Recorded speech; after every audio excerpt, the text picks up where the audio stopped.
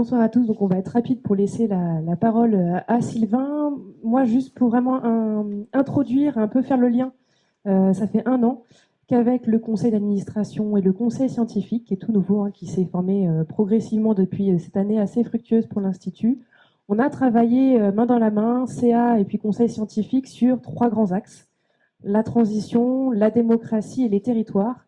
Et je pense que c'est ce qui va un peu nous animer dans notre discussion avec Adrien Pradim et puis Sylvain ce soir dans les échanges, parce que c'est quand même 3 mots, 3 sujets qui font fortement écho au livre de Sylvain.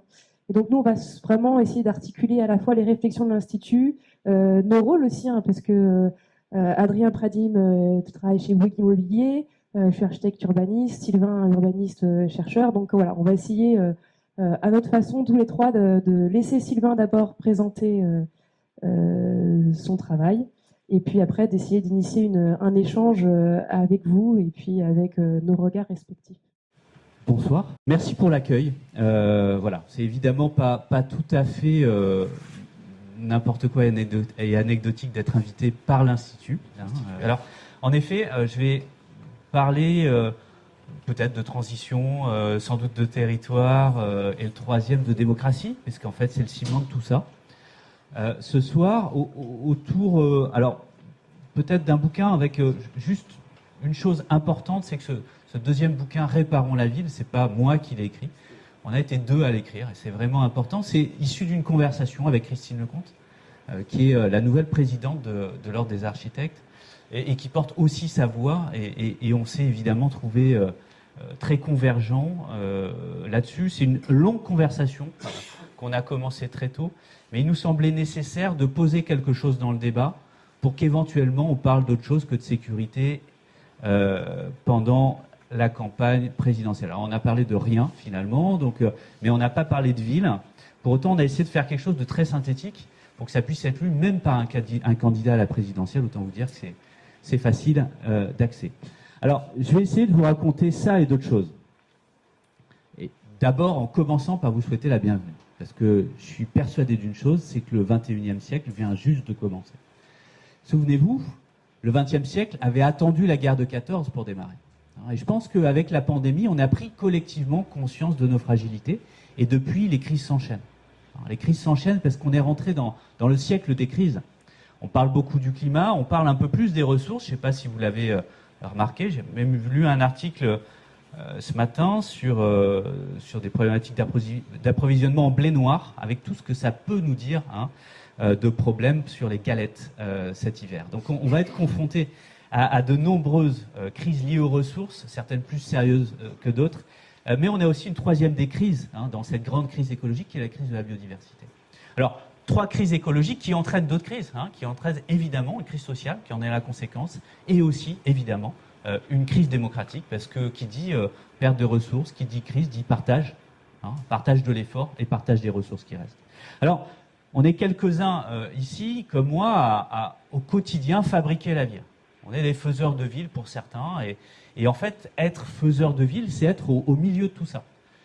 Alors au milieu des problèmes, mais surtout au milieu des responsabilités. Parce que faire la ville, ça nécessite énormément de ressources. Alors on le sait, on le voit autour. Pour faire tout ça, il faut du sable, il faut du ciment, il faut de l'acier. Il faut de l'énergie aussi, énormément. Donc on a une problématique de ressources qui est centrale dans la fabrique de la ville. Et aujourd'hui, on commence à voir aussi avec les premières crises d'approvisionnement que on a un certain nombre de sujets face à nous. On a une émission de déchets qui est absolument massive. Moi, j'ai coutume de rappeler aux professionnels de la ville qu'ils peuvent arrêter de trier à la maison leurs poubelles. Ça n'a aucun impact. Par contre, il ferait bien de se préoccuper de ce qu'ils font au boulot, parce que là, l'impact est absolument massif. Et puis, on a aussi une consommation d'une ressource immatérielle quand on fabrique la ville. C'est l'espace. Pas la terre en elle-même, mais l'espace, la place que prend la ville pour croître. C'est l'étalement urbain. C'est aussi le développement des infrastructures qui vient fragmenter les écosystèmes, qui vient toucher directement les écosystèmes. Ce qui fait que la fabrique de la ville est aussi au cœur des responsabilités de la crise des écosystèmes.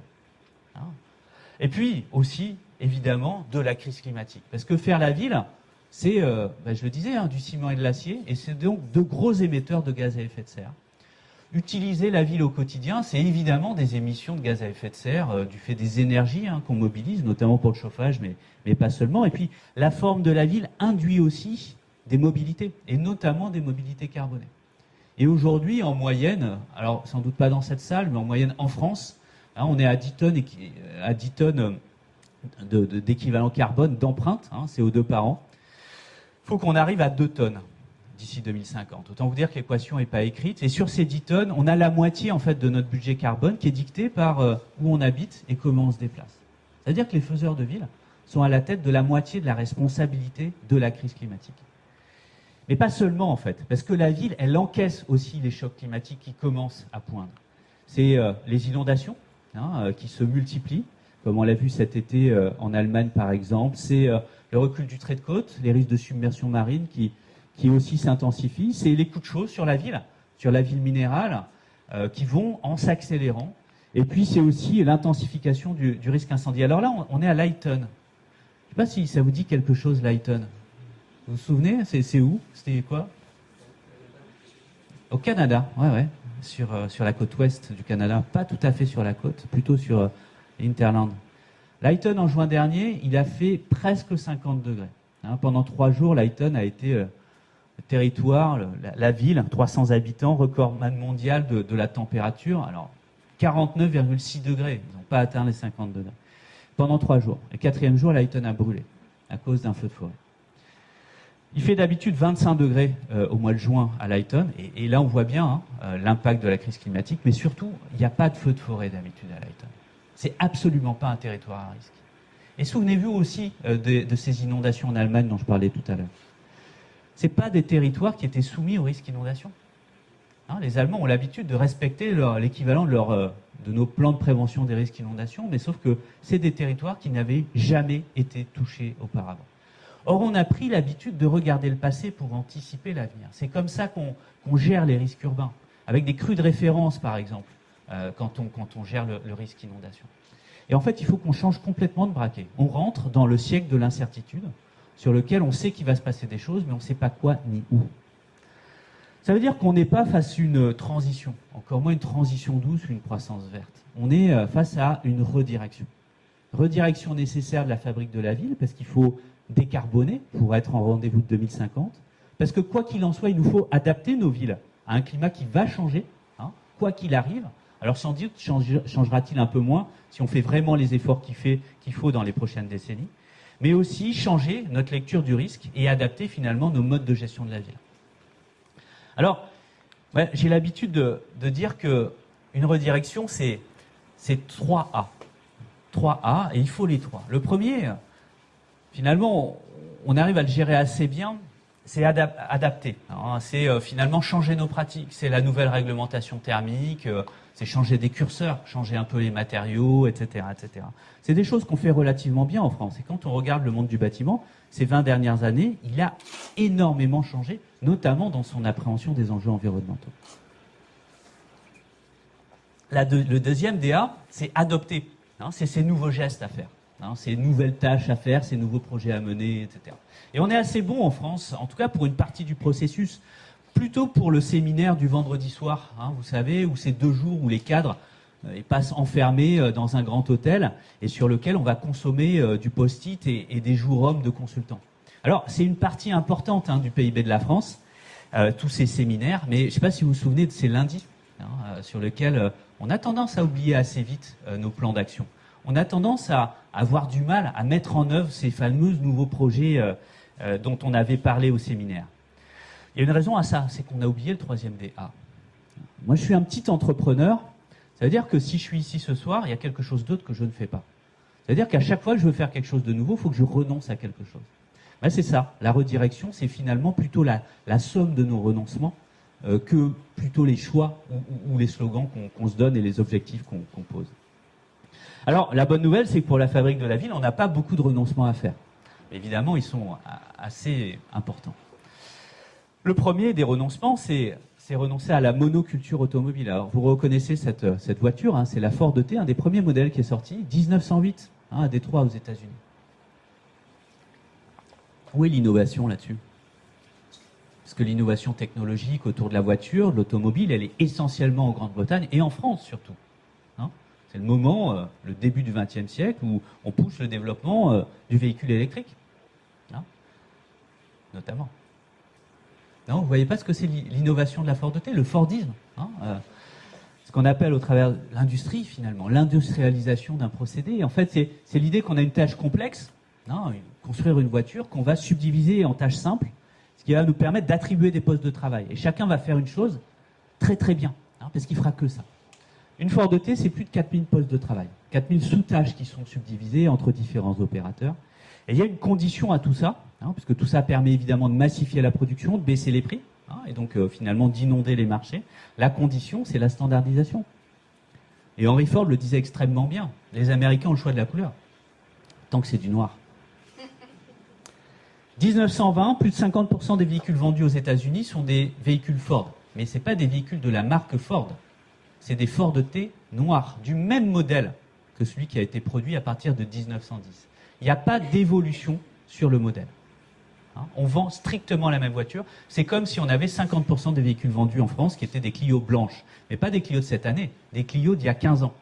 Hein, c'est toujours la même chose. Alors, gardons ça en tête parce qu'en fait, c'est comme ça aujourd'hui qu'on construit la vie.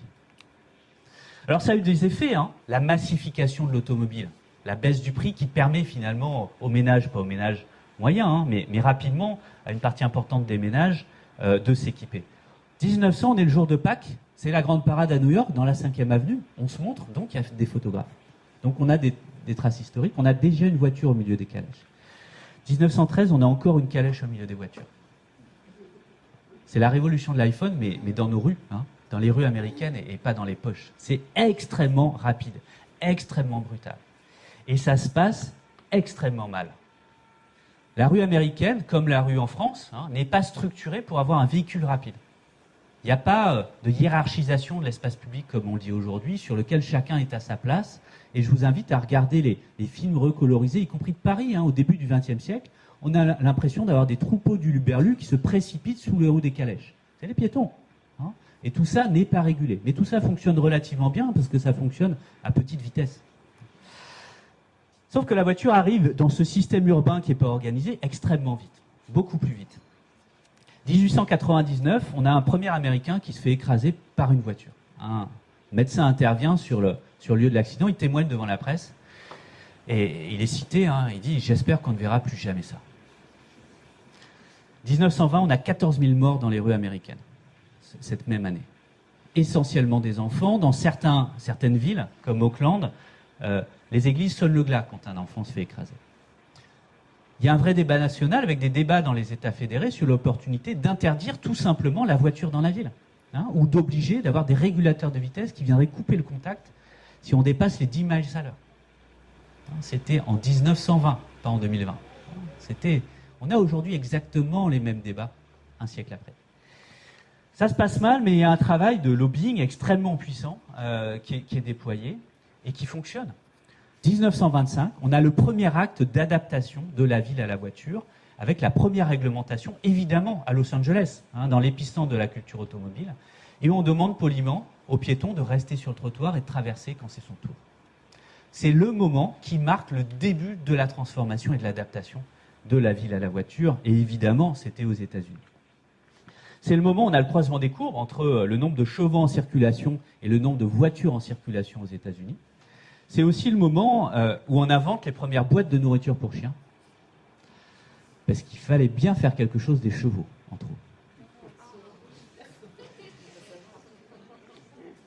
Après les piétons et les chevaux, c'est les tramways électriques, hein, qui font les frais de l'irruption de la voiture dans la ville avec, on va dire, un travail extrêmement bien organisé, hein, autour de General Motors, de récupération de l'équivalent de nos délégations de services publics. Et les tramways électriques sont supprimés au bénéfice de bus à essence. Mais pour autant, on n'a pas commencé à adapter le territoire avant la Seconde Guerre mondiale. Et c'est ma transition avec le deuxième des abandons, qui est la ville standardisée. En fait, on invente un modèle de production de la ville après la Seconde Guerre mondiale. Avec l'invention d'un modèle qu'on connaît bien aujourd'hui dans nos films américains, qui est le modèle du suburb.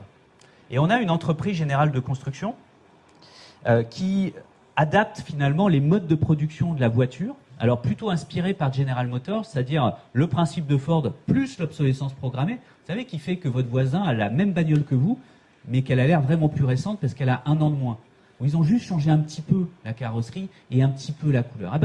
En fait, ces opérateurs adaptent directement ça en faisant de la maison sur catalogue, la production hors site, on standardise l'objet maison, ce qui permet d'avoir une évolution des modèles tous les ans, donc de générer une forme d'obsolescence de tout ça, sauf que pour faire une maison standard, il faut un foncier standard.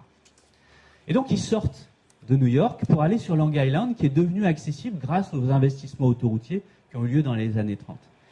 Et on invente les premiers suburbs, et on va retrouver un modèle qu'on va ensuite importer en France. Donc c'est une initiative privée, c'est du foncier agricole, c'est une standardisation de la production qui permet de baisser les prix, mais c'est aussi la monofonctionnalité. On habite là et on va chercher les autres fonctions urbaines ailleurs, les commerces, les services, l'école, etc., etc. Puis c'est aussi des formes d'homogénéité sociale. Les premières Lewistown, puisque c'est Lewitt & Sons, cette entreprise, les premières Lewistown sont réservées aux Blancs, mais sont aussi réservées aux anciens combattants américains. Parce qu'on invente aussi toute une économie derrière. En fait, les anciens combattants bénéficient de garanties d'emprunt par l'État fédéral. Et donc on invente, en 1949, juste avant les années 50, l'endettement des ménages pour l'acquisition de la résidence principale. Évidemment, c'est un modèle qui va faire florès, mais on va voir assez tardivement. Et 2008, avec la crise des subprimes, Lewitt & Sons fait faillite sur l'effondrement de l'économie qu'ils ont très largement contribué à créer, parce que la crise des subprimes, c'est la crise du surendettement des ménages américains pour l'acquisition de la résidence principale. Ce modèle va évidemment se diffuser, vous connaissez la suite de l'histoire, mais en fait beaucoup plus tard qu'on ne le croit, parce qu'il faut attendre la route. Il y a eu des investissements autoroutiers autour de New York, mais que à New York. Il faut attendre 1956 pour que Eisenhower lance un grand plan d'investissement autoroutier, qui n'est pas du tout un acte d'aménagement du territoire, c'est l'Interstate and Defense Highway Act. C'est un outil de défense du Homeland. C'est la montée du péril soviétique qui fait réaliser à Eisenhower qu'il lui faut un moyen de traverser le pays. Sauf que lui, en 1919, il a fait une traversée d'est en ouest quand il était sous-officier de l'armée américaine, qui s'est transformé en véritable gabegie. Il sait que l'armée américaine est incapable de circuler sur son propre territoire. À l'époque, ils ont abandonné des dizaines de véhicules, ils ont dû construire des ponts, ils ont eu des dizaines de blessés, ils ont mis des semaines à traverser le territoire. Ce plan d'investissement en 1956, c'est la construction de plus de 60 000 km en 10 ans. Ça veut dire qu'à partir du début des années 60, on a l'équipement autoroutier qui permet de déployer le modèle du suburb. Et évidemment, sa transposition sur les sites commerciaux, les zones d'activité, etc., etc. En France, on décide d'investir réellement dans cette trame autoroutière qu'à partir des années 70. C'est 1969, le premier kilomètre d'autoroute qui ouvre en France, en Île-de-France. Troisième abandon, et ma transition à mon retour en France, autour de l'étalement de la ville. Cette importation du modèle pavillonnaire est très tardif. En fait, il faut attendre que l'État fasse un virage sur l'aile et abandonne les politiques de la reconstruction. Alors, on les connaît, c'est les grands ensembles, c'est les bailleurs sociaux, donc des acteurs publics, et puis c'est un modèle locatif, sous-jacent à tout ça. 1971 puis 1973, on a les circulaires ni tour ni barre où l'État vient interdire une forme urbaine. On a parallèlement, avec la Chalandonnette, du nom du ministre Albin Chalandon, ministre du Logement à l'époque, le début de l'ode au pavillonnaire, et on fait le choix collectivement d'un autre modèle, qui est le modèle du pavillon, qui est l'appui sur des opérateurs privés, dont certains sont aujourd'hui des grandes majors du BTP, et aussi derrière la naissance d'un slogan qu'on va entendre encore pendant des décennies, une France de propriétaires. Alors évidemment, politique de droite et de gauche. C'est le en même temps de l'époque, parce que tout ça ne décolle qu'avec la décentralisation. Mitterrand 81, les lois de fer 82-83, on file les clés du camion, le plan d'occupation des sols, l'ancêtre de nos PLU, au maire. Avec pour mission, assignée par l'État, de créer le foncier qui permettra aux lotisseurs de construire la maison des Français. Et ils s'assignent une deuxième mission, les maires, les élus locaux, les 36 000 urbanistes qui apparaissent sur le territoire, c'est de trouver un contre-modèle qui leur permet de pallier au choc qui est associé à l'exode rural, qui a touché extrêmement durement énormément de communes sur le territoire. Et ça marche. Ça marche. Ils inventent ce contre-modèle qui conserve les écoles ouvertes, qui conserve les commerces ouverts, qui garde les services publics sur le territoire, en accueillant ceux qui vont finalement peupler ces lotissements construits à l'entrée de ville, à l'entrée de bourg, à l'entrée du village, mais qui vont aller travailler ailleurs. C'est ces territoires en rouge qui se développent vraiment à partir du milieu des années 80 et qui vont vraiment exploser à partir des années 90. Ces territoires dans lesquels on habite, dans lesquels on vote et dans lesquels on ne travaille pas. C'est ce qu'on a appelé plus tard le périurbain, dans lequel plus d'un quart des Français aujourd'hui vivent, et vivent plutôt bien. Alors tout ça a quelques impacts. C'est la consommation de sol notamment. C'est 20 à 30 000 hectares de sol qui sont consommés pour ça, pour faire cette ville étalée. Tous les ans, c'est une vingtaine d'aéroports Notre-Dame-des-Landes, mais tous les ans. C'est 5 stades de foot, mais toutes les heures. Alors évidemment, on va retrouver une géographie de cette consommation de sol pour faire la ville, de cet étalement urbain. On va retrouver l'Île-de-France, on va retrouver les grandes métropoles régionales attractives, et évidemment les secteurs du littoral. Alors là, on parle beaucoup d'artificialisation des sols. On va sortir de ça. Là, on parle de consommation des nappes. Donc, c'est pas du tout le pâté breton. C'est les espaces naturels, agricoles et forestiers. C'est le changement d'usage des sols. C'est ce flux, finalement, de changement d'usage qui fait qu'on va prendre un champ, pour l'essentiel, pour le transformer en ville. Alors, on l'a vu, il y a une forme de logique à tout ça. On a des territoires qui sont dynamiques, qui attirent de nouveaux habitants, qui dit plus d'habitants, dit plus de villes. Et donc, on a une extension de la surface de la ville. Après, quand on regarde les dynamiques historiques, en fait, c'est pas aussi évident que ça. En fait, la croissance de la population va 3 fois moins vite que la croissance de la surface de nos villes. Donc, on a une disproportion à cette consommation de sol. Mais quand on regarde un peu plus près, en fait, on s'aperçoit que cette équation qu'on a tous en tête, elle n'existe pas. On a un quart des lotissements en France qui sont construits dans des communes qui perdent des habitants. Il n'y a pas de relation entre d'un côté la consommation de sol et de l'autre côté la dynamique démographique d'un territoire. On consomme 10% des sols qui sont consommés pour les besoins d'habitat le sont dans des territoires ruraux qui accueillent 2% des ménages. On a aujourd'hui une forme de fabrication de la ville qu'on peut appeler étalement urbain parce qu'on a une forme d'inefficacité à cette consommation de sol parce que ça ne permet pas de conserver ou d'accueillir de nouveaux ménages dans les territoires. Pour autant, ça a quelques impacts sur nos entrées et nos sorties de ville, qu'on oublie souvent. Ça a des impacts sur nos sols agricoles.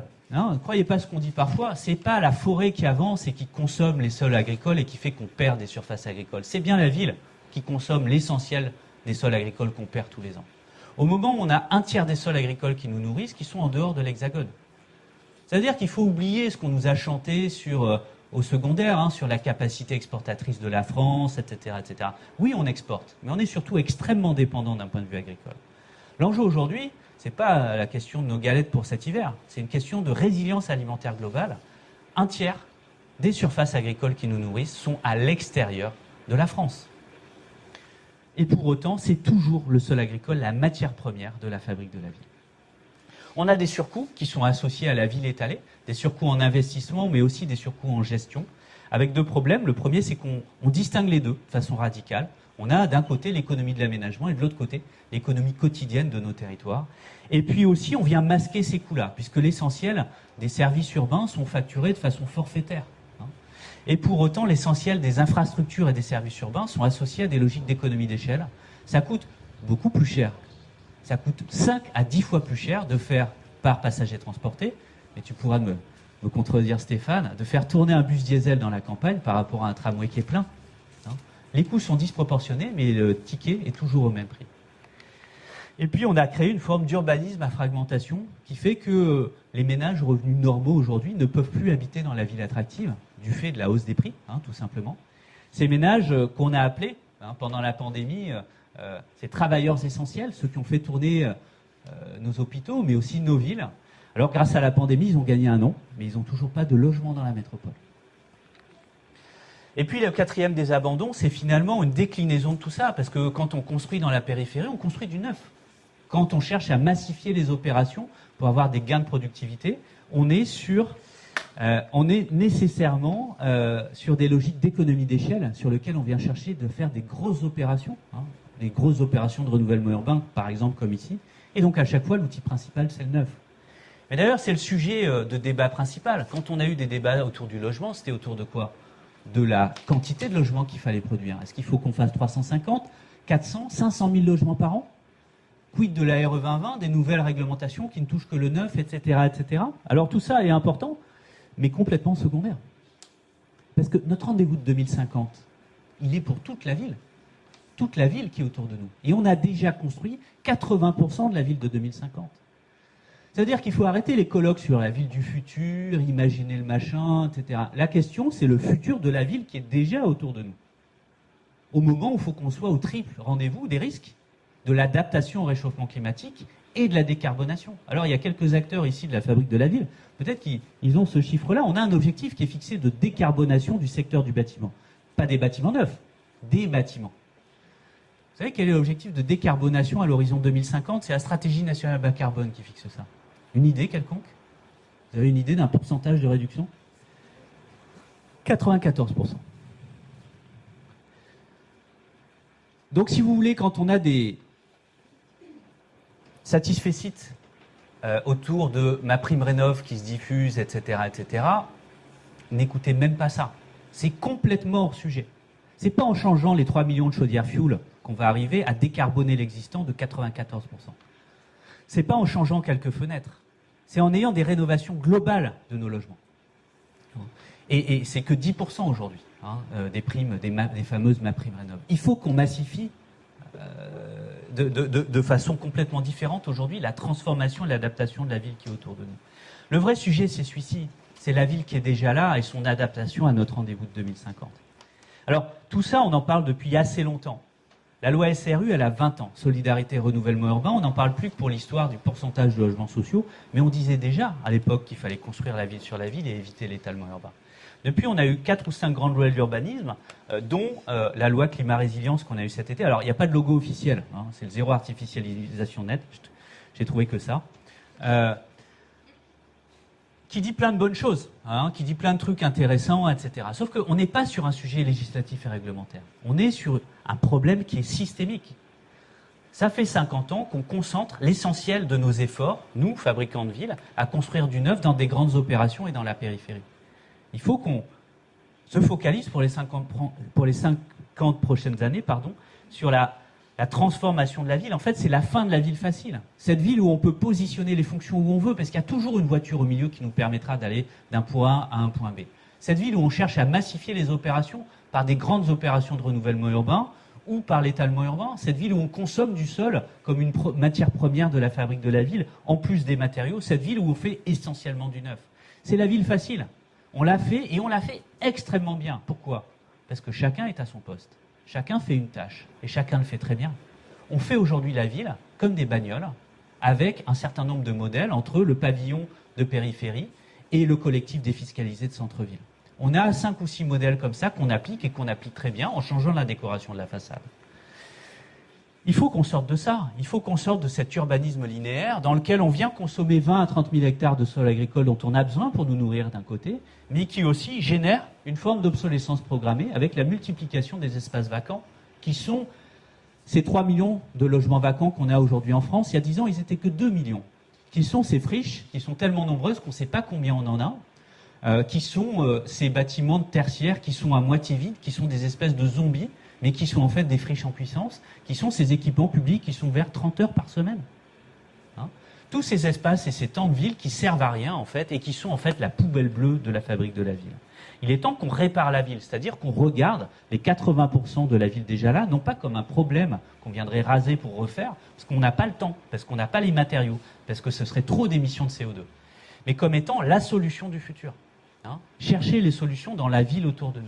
Évidemment, ça va être compliqué, puisqu'on sort de la ville simple. Et puis, réparer la ville, c'est le titre donc de ce bouquin qu'on a écrit avec Christine, c'est aussi faire une ville réparable, qui sort de l'obsolescence programmée, qui sort des bâtiments jetables, qui sont aujourd'hui conçus par des gens qui, globalement, sont tous barrés avant la fin de la garantie décennale. Il faut qu'on passe à ce que j'ai appelé dans mon premier bouquin l'urbanisme circulaire, qui est juste l'inversion, finalement, du sens des priorités. Aujourd'hui, par défaut, on fait du neuf dans la périphérie. L'idée, c'est qu'aujourd'hui, dès aujourd'hui, par défaut, on commence par éviter de construire en intensifiant l'usage des bâtiments qui sont là. Et puis, si on ne trouve pas la réponse à nos besoins de croissance, mais de développement, de résilience, de vieillissement, comme on veut, eh ben on va chercher dans les bâtiments autour de nous en les transformant, en les adaptant à des changements d'usage. C'est la transformation de l'existant. Parce que ça nous permet d'éviter de déconstruire et de perdre tout ce qu'on a investi dans les structures béton, par exemple. Si on n'y arrive pas, c'est densifier, c'est-à-dire construire dans la ville déjà là. Ça ne veut pas dire densifier partout, hein, ça veut dire construire un peu à certains endroits. On va le voir, il y a plein de solutions. Et puis la dernière des boucles, c'est le recyclage. C'est ces grandes boucles de démolition, reconstruction, qui émettent beaucoup de déchets, mais qui sont toujours mieux qu'aller consommer un nouveau sol dans la périphérie. Et puis on a aussi cette boucle retour de la renaturation d'un certain nombre de sols, parce qu'on a un certain nombre de sols urbains qui ont vocation à retrouver des usages naturels ou agricoles.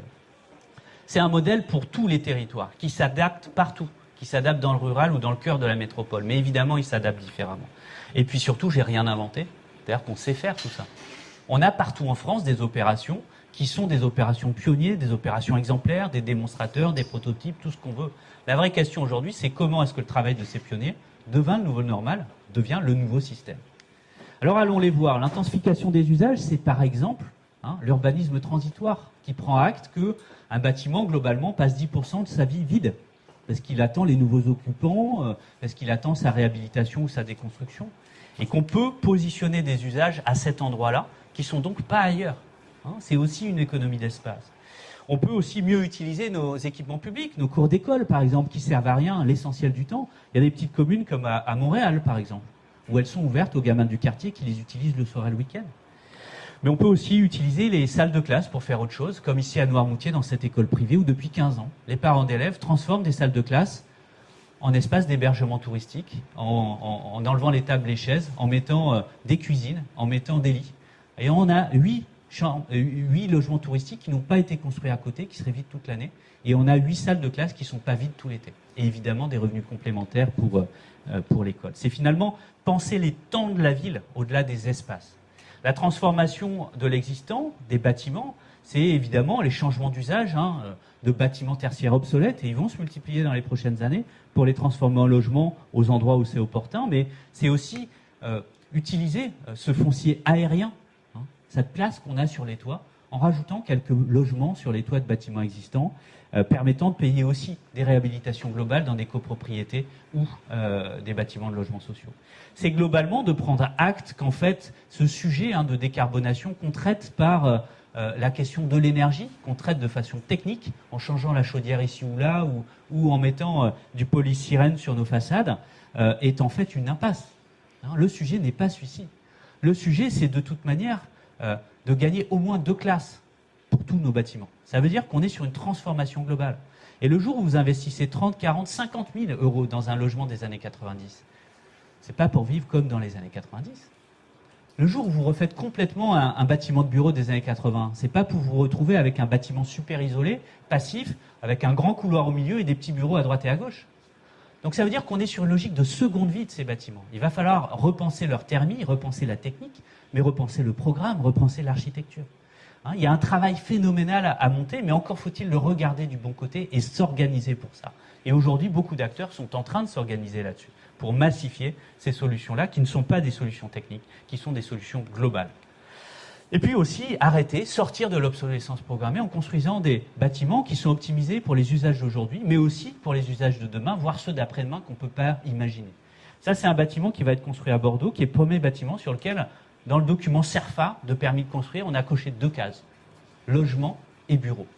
Et donc, dans 5, 10, 15 ans, il y aura besoin de transformer des plateaux de bureaux en logement. Il n'y aura pas besoin de repasser par la case de l'autorisation administrative. C'est une innovation administrative, on en a aussi besoin, même si je prône la sobriété administrative, ce qui est aussi important de nos jours.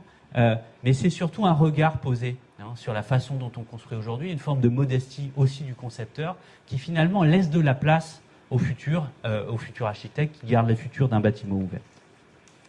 Densifier, c'est pas que densifier la ville dense, c'est pas que densifier le cœur de Paris, c'est par exemple densifier le pavillonnaire. La maison n'est pas le problème. Le périurbain n'est pas l'ennemi. Sortons de ces slogans tout crus qu'on a dans la profession. La maison qui est là, c'est une des solutions. Et le périurbain, c'est sans doute aussi une des vraies solutions, parce qu'il y a de la place. Il y a la place de construire des logements, des centaines de milliers de logements, rien qu'en Ile-de-France. Et quand je dis des logements, c'est pas des tours et des bars, c'est des maisons. Des maisons dans des terrains qui sont un peu trop grands, à côté d'une maison qui est là, en lieu et place d'un garage ou au fond du jardin. C'est une capacité à faire une densification douce, mais encore faut-il la faire différemment, parce que ça, c'est de la ville complexe, même si c'est des petits gestes. Et aujourd'hui, on utilise les outils de la ville simple pour faire la ville complexe, et évidemment, ça ne marche pas. Densifier, c'est aussi densifier la ville dense, comme au cœur de Nantes, et sur lequel on arrive au bout d'un système. Et nous, on fait le constat avec Christine dans notre bouquin que globalement, on n'arrive plus. Les citoyens en peuvent plus, les promoteurs en peuvent plus, les constructeurs en peuvent plus, les architectes ne trouvent plus les solutions, et les élus n'en peuvent plus non plus. On est au bout d'un système sur lequel on a créé ce que j'ai appelé la recette du pâté urbain, ce qui est une forme de pousse au crime par l'effet des valeurs du foncier, qui fait qu'on bourre les parcelles et qu'à la fin, tout le monde se retourne et qu'on s'aperçoit qu'on a fait des trucs qui sont inadaptés à leur quartier. Et qu'à la fin, tout le monde s'engueule. Et il y a une chose est sûre, quand on se lance dans ce type d'opération, c'est qu'à la fin, on n'aura plus jamais envie de se revoir. Donc arrêtons de nous fâcher et repensons le système. C'est un vrai sujet démocratique. C'est un vrai sujet de démocratie locale dans lequel il y a très certainement un changement de rôle aussi pour l'élu local qui peut-être n'a plus vocation à être le décideur en dernier ressort, mais celui qui va créer le contexte permettant d'avoir des vrais débats démocratiques, non pas sur la couleur du papier peint ou de la façade, mais sur l'opportunité à construire, sur ce qu'on va construire et sur comment on va le faire. On a un foncier économique qui est aujourd'hui qui regorge de place. Le premier des usages des zones d'activité économique en France, c'est pas les bâtiments de production, c'est pas l'emploi, c'est le gazon. Alors ça crée de l'emploi, le gazon, mais que des emplois de jardiniers. Et en termes de biodiversité, c'est pas phénoménal. On a une capacité de densification de nos zones d'activité, sauf qu'une fois de plus, il va falloir faire autrement. Et on a déjà, en France, des acteurs qui font radicalement autrement. Et puis la dernière des boucles, c'est celui des friches. On a appris, grâce à une étude passionnante de l'Institut Paris Région, il y a deux mois peut-être, qu'on avait plus de 4000 friches, donc des lieux inutilisés, mais déjà urbanisés, en Île-de-France seulement, en secteur tendu. Et on a appris une deuxième chose, c'est que jusqu'à il y a 2 mois, on n'avait pas de recensement des friches, même en Île-de-France. En fait, on a tellement de friches qu'on ne sait pas combien on en a. Sur le département, on n'a pas de recensement des friches. On n'a pas une cartographie avec des points posés. Même ça, on ne le fait pas. Et pourtant, il y a de la place. À chaque fois qu'on regarde, il y a de la place. On trouve beaucoup de place. C'est les friches d'aujourd'hui, c'est les friches de demain. Une zone commerciale en trop par territoire, par métropole. Une zone commerciale, pas un supermarché. C'est des espaces massifs qui sont poussés par l'obsolescence de la nouvelle zone en plus, qui est en fait la zone en trop qui est arrivée il y a quelques années. C'est des secteurs tertiaires. C'est aussi les friches d'après-demain qui vont être nos parkings. Investissez dans le stationnement, c'est le foncier de demain. Et puis la dernière des boucles, c'est celle de la renaturation. Prendre acte que les vagues montent et reculer face aux vagues, mais aussi renaturer nos sols urbains. On ne réalise pas à quel point on va avoir besoin de nature pour que nos villes minérales puissent être vivables demain. On va avoir besoin de planter tellement d'arbres qu'en couper un ne sera plus du tout un scandale, ce sera juste un acte de gestion forestière. On va avoir besoin de faire vraiment des sols profonds et pas de la nature décorative dans des opérations ou des façades végétalisées. On va avoir tellement besoin de nature qu'on va avoir des écureuils et des rats, qu'on va avoir des abeilles et des moustiques, et il va falloir vivre avec. Il va falloir apprendre à vivre avec et à vivre dans cette ville grâce à ça. Alors, pour finir, 4 pistes, 4 clés. La première, pour arriver à essaimer, la première, c'est la sobriété foncière. J'ai écrit tout un bouquin sur l'étalement urbain pour arriver à la conclusion, m'apercevoir que je m'étais trompé de sujet. Alors, quand vous avez écrit 200 pages, ça fait mal. Mais j'ai pas réécrit le bouquin, je vous rassure. En fait, j'avais confondu un truc qu'on confond sans arrêt, que la loi climat-résilience a confondu aussi. C'est j'avais confondu la fièvre avec la maladie. J'avais confondu le symptôme et la maladie. L'étalement urbain, l'artificialisation des sols, c'est un symptôme d'un problème beaucoup plus profond qui est ce problème de modèle. Pour autant, la sobriété foncière, moins consommer de sol dans la périphérie, ça induit une sobriété globale, une sobriété en mobilité, une sobriété constructive, une sobriété en matériaux, en énergie, etc., etc. C'est donc la clé du système. Ce n'est pas une fin en soi, c'est un moyen de toucher le système. Mais prendre la clé des sols, ça nécessite de créer les alternatives à la voiture, et ce n'est pas le vélo ou la trottinette, c'est la proximité qui permet de laisser sa voiture au garage. Mais encore faudra-t-il pouvoir se la payer, cette proximité. On est au cœur du problème ici à Nantes. C'est la bataille qu'on a perdue il y a 15 ans et qu'il va falloir gagner. Celle du logement abordable, celle des Français normaux, celle des Français aux salaires normaux qui ont le droit aussi d'habiter dans le cœur de la métropole et qui ne peuvent pas, auxquels on ne peut pas obliger d'aller dans la périphérie distante et d'être dépendant donc de la voiture. Parce que la crise écologique et sociale Parce que ce sont les mêmes qui ont un problème de chauffage, qui ont un problème de dépendance automobile, et c'est les mêmes qui ne peuvent pas se payer le logement dans la ville.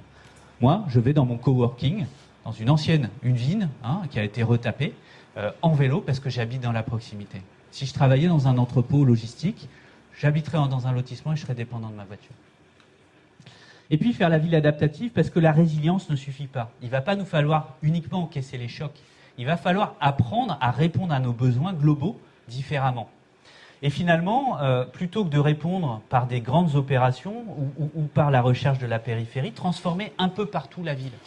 Transformer, avoir une ville adaptative qui va s'adapter par petites touches, mais partout. Alors qu'on a pris l'habitude d'avoir un quotidien figé, qu'on ne supporte plus de voir notre voisin faire des travaux ou d'avoir une opération de construction en face de chez nous. C'est ça le vrai débat. Dégivrer la ville et prendre l'habitude de la voir se transformer autour de nous, parce qu'on a face à nous, évidemment, des enjeux climatiques, mais aussi une transition démographique, des changements de mode de vie, des changements technologiques, etc., etc. Pour ça, il faut regarder la ville telle qu'elle est. On a de la place, on a plein de temps et d'espace disponible dans la ville. Il faut changer de matière grise, parce que faire la ville compliquée, ça nécessite de couler moins de béton, mais de miser sur l'intelligence. On a besoin de créativité, et pas qu'une créativité formelle, une créativité sur les montages opérationnels, sur les modes de financement, sur les modes constructifs, sur l'ingénierie, sur la gestion des bâtiments, etc., etc. Il va donc falloir investir, mais aussi dans nos sols, parce qu'il y a un certain nombre de fonctions urbaines qui sont essentielles. Les rez-de-chaussée commerciaux, le logement abordable, l'agriculture périurbaine, les espaces économiques. Sauf qu'on s'aperçoit que la gestion par le marché est un échec. Alors j'ai été traité de collectiviste par une députée à l'Assemblée nationale, dont acte. Je pense simplement qu'on a un certain nombre de sols qui doivent être traités comme des communs, des sols communs sur lesquels on a besoin d'avoir des opérateurs publics ou des opérateurs collectifs qui ont un regard sur le temps long et qui les sortent du marché, comme c'est le cas par exemple sur un certain nombre d'opérateurs économiques, avec des grandes foncières qui ont été construites autour d'Annemasse par exemple, qui deviennent propriétaires progressivement des zones d'activité économique, comme c'est le cas pour le logement avec un certain nombre d'opérateurs fonciers qui ont été créés. Et puis il va nous falloir apprendre à voisiner, c'est-à-dire sortir de l'idéal du bon périmètre, de la réforme territoriale ou de la révision de la fiscalité locale. Moi, j'ai pas le temps d'attendre tout ça. Je sais qu'il y en a encore pour 20 ans de débat et qu'on va encore s'étriper parce qu'on n'aura pas trouvé le bon périmètre. En fait, on s'en fout. La question, c'est de faire avec les institutions qu'on a, avec les femmes et les hommes qui les constituent, et d'amorcer des vraies collaborations concrètes sur l'usage des sols, d'abord, mais aussi sur les mobilités du quotidien, mais aussi sur l'alimentation, mais aussi sur la fabrique de la ville. Parce que finalement, la façon dont on va isoler nos murs, la façon dont on va fabriquer demain la ville avec des matériaux biosourcés, c'est un super sujet de conversation de la métropole avec son territoire rural. C'est un super sujet de conversation entre les faiseurs de ville et le monde agricole. Il va donc falloir repenser le système. Et pour ça, on a besoin de pensée systémique, de raccorder les points. Nous, on a fait un jeu de cartes pour ça, qui s'appelle la fresque de la ville, qu'on a open sourcé, qui permet d'aborder ce sujet-là, qui permet de poser le sujet et de s'apercevoir qu'on ne peut pas parler de logement sans parler de mobilité, qu'on ne peut pas parler de mobilité sans parler d'agriculture, et que tout ça est lié, quel que soit le service dans lequel on travaille ou l'institution dans laquelle on bosse. Alors, vous l'avez compris, on n'est pas face à une transition douce. C'est une bifurcation. Il y a quelqu'un qui a parlé récemment d'un virage à 360 degrés. Alors, c'était sur l'enseignement des mathématiques. Ouais. Donc non, c'est un virage à 90 degrés. Voilà, soyons précis. Qui est une vraie nécessité. Évidemment, on a les crises face à nous et les virages vont être importants. Ils concernent tout le monde, les professionnels de la ville, mais les élus et les citoyens que nous sommes. Par nécessité, mais aussi opportunité. Parce que faire la ville compliquée, c'est finalement plein d'opportunités pour les professionnels. Plein d'opportunités aussi, même de business models innovants pour des opérateurs publics ou privés qui font la ville. Et puis à la fin, si on est obligé de faire une ville frugale, une ville de la proximité, une ville pour tous et une ville adaptative, de toute manière, même si on n'était pas obligé, c'est quand même la ville qu'on aura envie de faire. Si vous avez envie d'en savoir plus, ce petit bouquin « Réparons la ville », qui sera en vente tout à l'heure, donc écrit avec Christine Lecomte, c'est vraiment important pour moi, parce que c'est une conversation qui, je pense, nous a enrichis tous les deux, qui a un bon démarrage, et puis Manifeste pour un urbanisme circulaire, qui est encore d'actualité, même si il a pris maintenant 2 ans. Merci à vous.